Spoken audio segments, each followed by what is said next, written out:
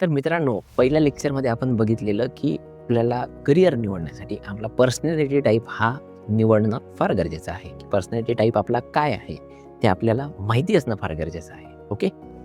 तर तो personality type कसा माहीत करायचा? तर त्यासाठी एक डोप टेस्ट आहे. ठीक आहे. DOPE dope taste.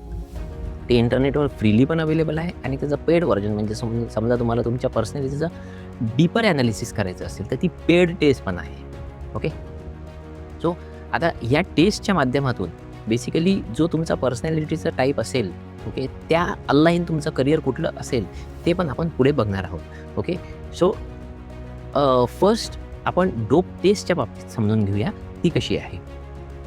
तर तुम्ही गुगलवर गेलं तर डोप टेस्ट म्हणून टाकलं ना, तर इथं richardstep.com ही एक वेबसाईट येणार आहे. याच वेबसाईटमध्ये तुम्हाला ही डोप टेस्ट तुम्हाला दिसेल. ओके. या वेबसाईटमध्ये तुम्हाला ही डोप टेस्ट दिसेल.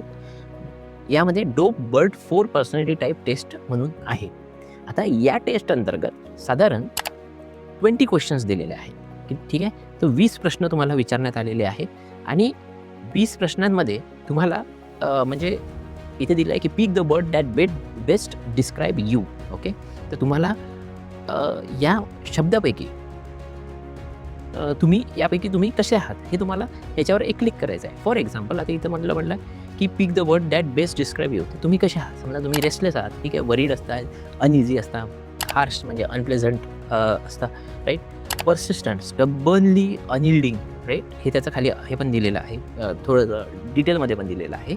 हेच जर टेस्ट तुम्हाला मराठीमध्ये पाहिजे असेल ना, तर तुम्ही काय करू शकता, क्रोमवर जायचं, ह्या 3 डॉटवर क्लिक करायचं, खाली जायचं, ह्या पेजला इथं ट्रान्सलेट म्हणायचं, इथे ट्रान्सलेट. ओके. इथे जर तुम्ही ट्रान्सलेट म्हटलं ना, तर हे पेज आहे ना, हे तुम्हाला मराठीमध्ये येऊन जाईल.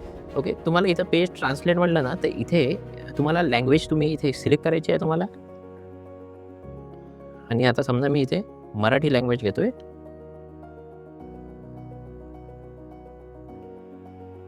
ठीक आहे. तरी आता मराठीमध्ये हे पेज आलेलं आहे. ओके.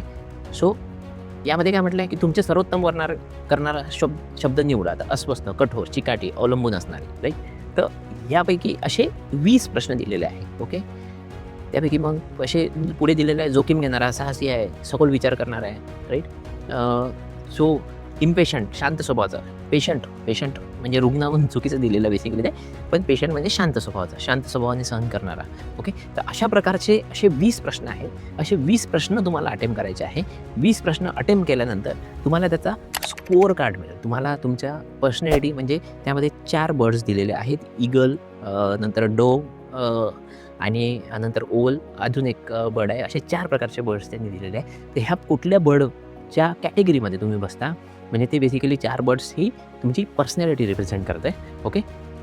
तर ते ह्या टेस्टच्या आधी तुम्हाला कळतं आणि यावरून तुम्हाला समजतं की तुमच्यामध्ये मेजर पर्सनॅलिटी टाईप कुठला आहे. आता मी जी टेस्ट अटेम्प्ट केलेली होती या संदर्भात, तर यामध्ये माझा तुम्हाला रिझल्ट दाखवते कसा रिझल्ट येतोय.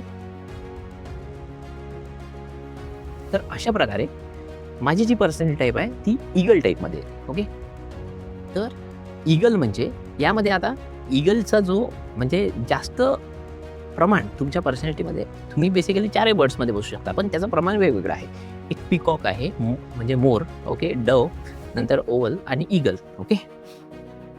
सो या प्रकारचे म्हणजे बेसिकली डव म्हणजे काही शांततरी स्वभावाचा, हा पिकॉक आय थिंक आर्टिस्टिक होतो. ओके. ओल म्हणजे क्रिटिकल थिंकिंग वाला बर्ड रिप्रेझेंट करतो. ओके. सो इथे माझी जी पर्सनॅलिटी टाईप यामध्ये आलेली आहे ती म्हणजे ईगल टाईपमध्ये आली. तर ईगल म्हणजे ड्रिवन म्हणजे काहीतरी गोल ड्रिवन जनरली असतो. ठीक आहे. काही ना काही काहीतरी करण्याची एक त्याला ही असते की सतत काही ना काही मनामध्ये हे करायचं ते करायचं, या टाईपचं ड्रिवन त्याला म्हणतात. ओके. गोल ड्रिवन, नंतर कॉन्फिडंट, नंतर डिसिजिव्ह आणि असर्टिव्ह. डिसिजिव्ह म्हणजे काहीतरी जर क्रिटिकल डिसिजन वगैरे घ्यायचे असेल तर त्या प्रकारच्या पर्सनॅलिटीमध्ये पण, त्या प्रकारच्या जॉब रोलमध्ये पण मी फिक्स बसू शकतो, असं ह्या टेस्टनुसार आहे. ठीक आहे. तर लास्ट एक येतं असर्टिव्ह म्हणजे आपले म्हणणं जो व्यक्ती खंबीरपणे पुढे मांडतोय तो म्हणजे असर्टिव्ह. ओके. खंबीरपणा ज्यासाठी लागतोय ते म्हणजे असर्टिव्ह. ओके. सो सो अशा प्रकारे ह्या डोप टेस्टचा रिझल्ट येतो. यामध्ये आता माझी ईगल जी पर्सनॅलिटी आहे ही 35% येते, ओव्हल ई पर्सनॅलिटी 30% येतं, dope personality 20%, peacock 15%. Okay. You अजून त्यामध्ये थोडंसं खाली पण ते देतात की you naturally step up during the challenges and lead with confidence. Other trust you your vision, strategic mind and unshakeable courage. Okay. तर अशा प्रकारे त्यांनी एक खाली स्टेटमेंट पण दिलं. तर you naturally step up during challenge, जेव्हा तुम्ही त्या चॅलेंजिंग सिच्युएशनमध्ये जर मी असतो तर त्या केसमध्ये ईगल पर्सनॅलिटी टाईपचे लोक ही जरा अजून चांगले त्यामध्ये बेटर ते होत जातात अँड लीड विथ कॉन्फिडन्स, आणि विश्वासपूर्ण तुम्ही ती गोष्ट हँडल करू शकता. Other trust your vision and strategic mind and unshakeable courage. ठीक आहे. सो बाकीचे लोक तुमच्या व्हिजनवर, तुमच्या करेजवर, धैर्यावर तुम्ही तुमच्यावर विश्वास पण ठेवतात. तर असं पण त्यामध्ये ईगल पर्सनॅलिटीमध्ये त्यांनी दिलेलं आहे. तर अशा प्रकारे तुम्ही तुमची पण पर्सनॅलिटी टेस्ट करू शकता, आणि त्यानुसार मग हा जो रिझल्ट आहे तुम्ही काय करायचं आहे, तुम्हाला ChatGPTला टाकायचा आहे. ओके. ChatGPTला आता सर्वजण ChatGPT वापरता. ChatGPTला तुम्हाला अपलोड करायचं आहे, आणि त्यानुसार तुम्ही ChatGPTमध्ये विचारू शकता कुठल्या प्रकारचं करिअर हे बेसिकली अशा पर्सनॅलिटीच्या टाईपसाठी सुटेबल आहे. ओके. तर ChatGPT तुम्हाला भरपूर ऑप्शन देईल. यावर आपण डिटेल व्हिडिओ पण करणार आहे. कुठल्या प्रकारच्या पर्सनॅलिटीसाठी कुठल्या प्रकारचे करिअर हे बेस्ट सुटेबल ठरू शकतात. ओके. सो हे एक महत्त्वाचं आहे. ओके. सो ही झाली करिअर पर्सनॅलिटी टेस्ट. ओके. त्यानंतर सेकंड जी गोष्ट आहे, सेकंड थिंग म्हणजे जी आपण पहिल्या लेक्चरमध्ये बोललो होतो ते म्हणजे पर्सनॅलिटी टाईपनुसार करिअर निवडणे, त्याचबरोबर तुमच्या पॅशनशी अलाइन करिअर निवडणे. ओके. सो पॅशनशी अलाइन करिअर निवडणे, त्यासाठी तुम्हाला फाईंड करता यायला पाहिजे. ओके. सो तुमचं ते पॅशन कसं फाईंड करायचं. ओके.